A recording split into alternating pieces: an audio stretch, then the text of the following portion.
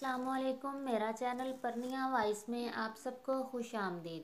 Sister, आपसे उम्मीद की जाती है वीडियो को लाइक करें और चैनल को भी सब्सक्राइब कर दें। शुक्रिया। सिस्टर, आज मैं एक नावल के साथ आपकी हाजिर खिदमत हूँ। चलिए चलते हैं नावल की जानिब, जिसका नाम है बिल्लू भैया का बकरा, जिसकी राइटर हैं हमेरा शफी। गुड्डू ने घर में दाखिल होने से पहले एहतियातन दरवाजे की दरज से झांका और ये देखकर दिल ने सदमे से एक गोता खाया कि अम्मा जान सामने बरामदे में पलंग पर तशरीफ़ फरमा थीं।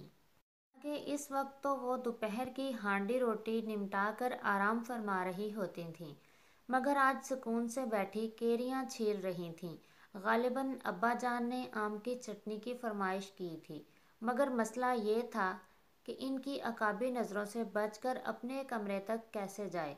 सारा दिन दोस्तों के साथ मटर गश्ती करने के बाद आते हुए बिल्लू भैया की फरमाइश पर इनकी मंगेतर साहिबा के घर से होकर आया था, और मंगेतर साहिबा ने हस्बे आदत इनके लिए एक बड़ा सा गिफ्ट पैक थमा दिया था, जबकि अम्मा जान दौरान मंगनी इस किस्म के तहफ़े तहाइफ के तबादले के सख्त खिलाफ थीं।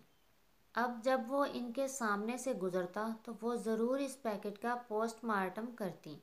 अब मंगेतर साहिबा ने खाली खोली तोहफे पर इक्तफ़ा नहीं किया होगा, लाजमन अंदर से महकता हुआ एक मोहब्बतनामा भी बरामद होता। इसलिए बिल्लू भैया की मिट्टी पलीद करवाने से बेहतर था कि वो मतला साफ़ होने का इंतज़ार करता रहे। मगर आखिर कब तक? घर से बाहर भी यूं बेमकसद खड़ा होना ख़तरे से खाली नहीं था। यही सोचकर इसने आहिस्तगी से दरवाज़ा खोला। शुक्र है कि कुंडी नहीं लगी हुई थी। दबे पांव अंदर दाखिल हुआ। अम्मा अपने काम में मगन थीं। सामने वॉशिंग मशीन को देखकर के शातिर दिमाग में एक ख्याल आया। इसने बेआवाज़ ढक्कन उठाया और गिफ्ट पैक अंदर मैले कपड़ों में दबाकर दरवाज़ा बंद कर दिया। मुतनाज़ा चीज़ ठिकाने लगी तो एतमाद बेहाल हुआ और वो लंबे लंबे डग भरता हुआ सहन में हुआ। इसी वक्त अम्मा ने सर उठाकर देखा।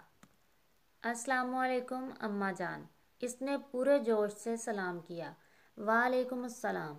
इतनी दोपहर में कहाँ से लूर लूर फिरकर आ रहे हो? अम्मा ने कड़े तेवरों से घूरा। अम्मा, हम सभी दोस्त मिलकर आकिब की बैठक में पढ़ाई करते हैं, वहीं से आ रहा हूँ। इसने सबसे महफूज उज़र पेश किया। मगर हाथों में कोई कलम किताब तो नज़र नहीं आ रही। अम्मा ने किसी तफ्तीशी ऑफिसर की तरह सर से पाँव तक जायज़ा लिया। ओहो अम्मा, इतना भारी भरकम तो बस्ता होता है, कौन रोज़ लाद कर ले जाए, वहीं रख कर आ जाता हूँ। ये कहकर इसने तेज़ी से अपने कमरे का रुख किया। घंटे बाद जब अम्मा केरियों से भरी परात उठाकर किचन में चली गईं तो वो जल्दी से जाकर मशीन से पैकेट निकाल लाया और अपनी और बिल्लू भैया की मुश्तरका अलमारी में छुपा दिया। ऐसा पहली बार नहीं हुआ था। वो हज़ारों बार तहाइफ इधर से उधर और उधर से इधर पहुंचा चुका था, मगर तब वो पैकेट अपने बस्ते में छुपा लेता था। इसी मकसद के लिए तो बिल्लू भैया ने इसे जहाज़ी साइज़ बस्ता ख़रीद कर दिया था। मगर आजकल गर्मियों की छुट्टियां चल रही थीं। ईद उल अज़हा करीब होने की वजह से ट्यूशन एकेडमी भी बंद थी, तो वो दोस्तों के साथ मौज मस्ती कर रहा था जब बिल्लू भैया का पैगाम मौसूल हुआ था कि वो वापसी पर इनकी मंगेतर साहिबा के घर से होता हुआ आए। वो इनके लिए कुछ भिजवाना चाह रही थीं। खैर, ये मुहिम कामयाबी से हमकनार हुई तो इसने सुकून का सांस भरा। रात को खाने से फारिग होने के बाद जब दोनों भाई कमरे में आए, गुड्डू ने झट तोहफा निकालकर बिल्लू के हवाले किया, जिसे देखकर बिल्लू का चेहरा खुशी से अनारी रंग का हो गया। वह नहायत उल्फत से खोलने लगा तो गुड्डू भी इश्तियाक से करीब आ गया। आमतौर पर खाने पीने की चीज़ें ही बरामद होती थीं, जिनमें लामहला गुड्डू को भी हिस्सा मिलना था। मसलन बेसन के लड्डू, घर की बनी बर्फ़ी, गुड़ का मरूंडा या फिर निमको वगैरह। मगर इस बार कुछ खिलाफ तवक्का बरामद हुआ। मेहंदी के पैकेट, रंग बिरंगे ऊनी फुंदनों से बने हार और एक चमड़े का पटा जो घुंघरू और मोती सितारों से मज़य्यन था। ओहो, शायद रानू आपी ने गलती से कोई और पैकेट पकड़ा दिया है, गुड्डू बोला। नहीं पगले, ये इसने अपने बकरे की ईदी भेजी है, बिल्लू दबे दबे जोश से बोला। हैं? क्या? बकरे की ईदी? गुड्डू की आंखें हैरत से फैली। हाँ यार, बकरे की ईदी, ये देख, ये मेहंदी बकरे को लगाएंगे, यह रंगीन फुंदने इसकी टांगों के साथ बांधेंगे, और ये पट्टा इसके गले में डालने के लिए है। रानो ने अपने हाथों से मोती सितारे टांके हैं। हमारे तो बकरे की सजावट ही निराली होगी।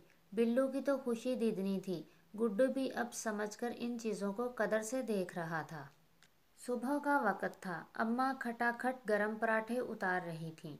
अब्बा, बिल्लू, गुड्डू इनके पास ही चौकियों पर बैठे लजीज नाश्ते से लुत्फ़ अंदोज़ हो रहे थे। वे बिल्लू, मैं कह रही हूँ शीदे से कहो कसाई से कह दे कि इस बार सबसे पहले हमारे यहाँ आए। पिछली बार इतनी देर से आया था। गोश्त काटते और तकसीम करते करते शाम ढल गई थी। अम्मा ने पराठा बिल्लू की प्लेट में मुंतकिल करते हुए कहा, अम्मा, मैंने तो शीदे चचा को 1 महीने पहले ही कह दिया था। परसों जब फिर याद दहानी करवाई तो अपनी जेब से इतनी लंबी लिस्ट निकाल कर दिखाने लगा कि 5 नंबर तो इसके ससुराली रिश्तेदारों के होते हैं, छठा या फिर 7वां शायद हमारा हो। अच्छा, मुंह मांगी फीस हमसे लेता है और लिस्ट में पहला नंबर अपने ससुरालियों का रखा हुआ है इस कमबख्त ने। अम्मा कलस कर बोली, गुड्डू की माँ, तू शीदे की लिस्ट को छोड़, अपनी लिस्ट बना के किन किन घरों में कुर्बानी नहीं है, जहाँ गोश्त भेजना है। पिछले साल खाला कुबरा को भूल गए थे तो इसने कितना हंगामा बर्पा किया था। बड़ी मुश्किल से मानी थी। अब्बा चाय का घूंट भरते हुए बोले, आपके तो सारे के सारे रिश्तेदार हैं ही फसादी। अम्मा तवा चूल्हे से नीचे पटकते हुए बोली। ईद उल अजहा की सुबह हसीन थी। अब्बा जान, बिल्लू और गुड्डू ने नहा धोकर कलफ लगे कुर्ते शलवार जेब तन किए और ईद की नमाज के लिए रवाना हुए। वापस आए तो अम्मा ने ढेर सारी गुलाब जामुन डालकर जर्दा बनाया हुआ था। वो खाकर कुर्बानी की तैयारी करने लगे। बिल्लू बार बार निम आंखों से बकरे की पुश्त पर हाथ फेर रहा था। कुर्बानी की खुशी अपनी जगह थी, मगर इतने दिन से पाल पोस रहा था तो जुदाई का ख्याल भी उदास कर रहा था। गुड्डू ने रस्सी, बाल्टी, टब और चाकू छुरी वगैरह इकट्ठे किए। खुदा का शुक्र कि कसाब भी बरवक्त पहुंच गया। आज के दिन तो इसके नखरे ही 7वें आसमान पर थे। जानवर ज़िबा किया, खाल उतारी, थोड़ा बहुत गोश्त काटने में मदद की और फिर तगड़ी सी रकम बटोर कर ये जा वो जा। अब वो तीनों मिलकर गोश्त काटने लगे। काम तकरीबन ख़त्म होने के करीब था जब बिल्लू के सर का दर्द नाकाबिले बर्दाश्त हो गया। इसने कमरे में आकर सर दर्द की गोली फांकी और थोड़ी देर के लिए सुस्ताने लेट गया। न जाने कब आंख लग गई जो फिर अम्मा की पाटदार आवाज़ से ही खुली। वे बिल्लू, उठ जा, अब मैंने गोश्त पैक कर दिया है, जाकर रिश्तेदारों में बांट आ। अम्मा, गुड्डू को भेज दो ना, इसने मंदी मंदी आंखें खोलकर कहा। गुड्डू ने गोश्त काटते हुए अपना हाथ जख्मी करा लिया है, तू ही चला जा। जा, शाबाश। अम्मा एक बड़ी सी टोकरी सामने बड़ी मेज़ पर रख कर बाहर निकल गईं। वो 2-4 अंगड़ाइयाँ लेकर उठ बैठा। टोकरी में झांका तो सफ़ेद रंग के शॉपिंग बैग्स में पैक ताज़ा ताज़ा गोश्त दिखाई दे रहा था। अम्मा ने हर शापर पर रिश्तेदार का नाम लिखकर चीट डाल रखी थी। वो दिल ही दिल में इनकी इंतज़ामी सलाहियत की दाद दिए बगैर ना रह सका। यूं ही 2-4 पैकेट उलट पलट कर देखे तो अजीब सा एहसास हुआ। बिला वजह के वसवसे को झटकने के लिए नीचे दिए पैकेट निकालकर जांच पड़ताल की तो खदशे की तस्दीक हो गई। बददिली से टोकरी परे घसीटी और दोबारा बेड पर ढेर हो गया। थोड़ी देर बाद अम्मा दोबारा कमरे में दाखिल हुईं। इसको जूं का तूं लेटे देखकर खुफगी से बोली, बिल्लू, तू उठा नहीं अभी तक, गोश्त खराब हो जाएगा, जल्दी कर, उठ जा। अम्मा, मैं नहीं जा रहा, वो बोझल आवाज़ में बोला। इस गोश्त को बांटने से बेहतर है कि तू इसे भी फ्रिज में रख ले, सारा साल खाएंगे। वे बिल्लू, क्या ओल फोल बक रहा है? क्या पहले सारा फ्रिज में रख लेते हैं, तकसीम नहीं करते? अम्मा को इसकी दिमागी हालत पर शिबा हुआ। वो लफ्ज़ तकसीम पर करंट खाकर सीधा हुआ। तकसीम? अम्मा? तकसीम कहो, वो फट पड़ा। अम्मा ना समझी से इसकी तरफ देखने लगी तो इसने टोकरी से 2 पैकेट निकाले और इनके सामने लहराते हुए बोला, अम्मा, یہ دیکھو، یہ خالہ کلثوم اور ماموں ریاض کے نام کے پیکٹ ہیں جن کے ساتھ تمہارے مثالی تعلقات ہیں۔ اس کے لیے گوشت بھی تم نے چھانٹ کر عمدہ ڈالا ہے۔ اس نے لفافے کو کھول کر ان کو دکھائے۔ اور یہ چچا لیاقت اور ممانی رقیہ کے نام کے پیکٹ ہیں۔ اس نے اندر دبے ہوئے 2 پیکٹ کھینچ کر نکالے۔ ان لوگوں کے ساتھ ہمیشہ تمہاری ان بن رہی ہے، اس لیے گوشت بھی کتنا بیکار سا ڈالا ہوا ہے۔ اس نے شاپر کا منہ کھولا۔ چھچھڑے نما بوٹیوں اور ہڈیوں کے درمیان پاؤ بھر صاف ستھری بوٹیاں بھی شرمائی للچائی جھانک رہی تھیں۔ بس کر بلو، آج تو مجھے جس انصاف کا سبق پڑھا رہا ہے، کبھی تم نے ان رشتہ داروں کے رویوں پر بھی غور کیا ہے؟ چاچو لیاقت کے بیٹے کی شادی کا ماجرا بھول گئے؟ سارے خاندان کو تو اس نے بما اہل و عیال بلایا تھا، مگر ہمارے ہاں صرف تمہارے ابا کے نام دعوت نامہ آیا تھا، وہ بھی فقط ولیمہ کا۔ تمہارا اور گڈو کا کتنا من تھا شادی میں جانے کا، دل مسوس کر رہ گئے تھے۔ اور یہ جو مامی رقیہ ہے، تھرڈلی اور عیار، اپنے پوتے کی پیدائش پر اپنے میکے والوں کو تو کلو کلو مٹھائی کے ڈبے بھیجے، اور ہمارے ہاں صرف برفی کے 3 ٹکڑے۔ اور پھر اماں، بھلا بدلہ لینے کا یہ کون سا طریقہ ہے؟ بلو نے اپنا سر پیٹ لیا۔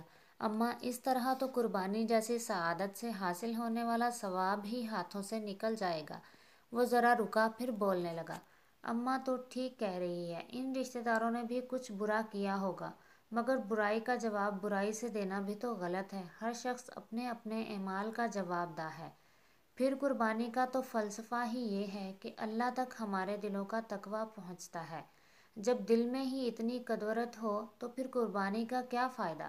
وہ بول بول کر تھک گیا تو خاموش ہو گیا۔ تھوڑی دیر تک دونوں کے درمیان خاموشی رہی۔